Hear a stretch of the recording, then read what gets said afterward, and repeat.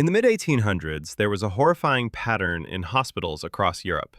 In one particular hospital in Vienna, women who gave birth in Clinic 1, run by male doctors and medical students, were dying at an alarmingly high rate.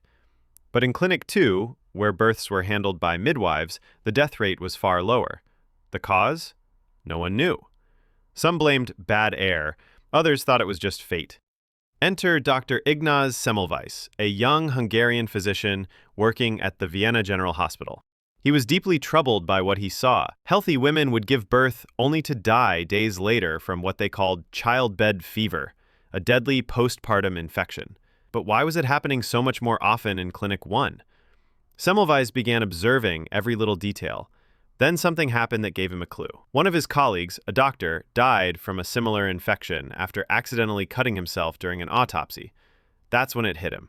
The doctors and medical students in Clinic 1 were performing autopsies in the morning, then delivering babies afterward, without washing their hands. Semmelweis had a revolutionary idea. Maybe they were carrying something from the dead bodies to the living mothers.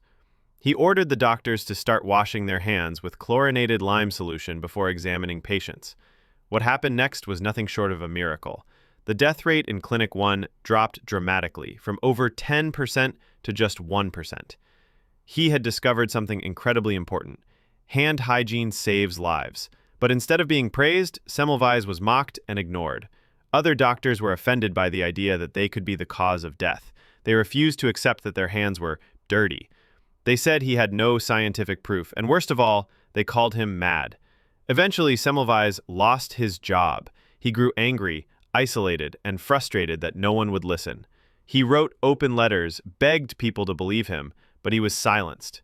In 1865, Semmelweis was committed to an asylum where he died just 2 weeks later, at age 47.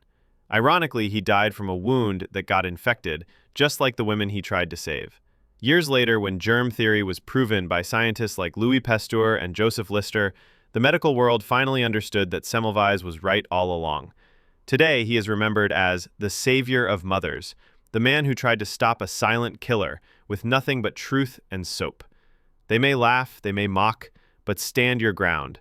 Do what's right, because truth doesn't need permission, only courage to be spoken.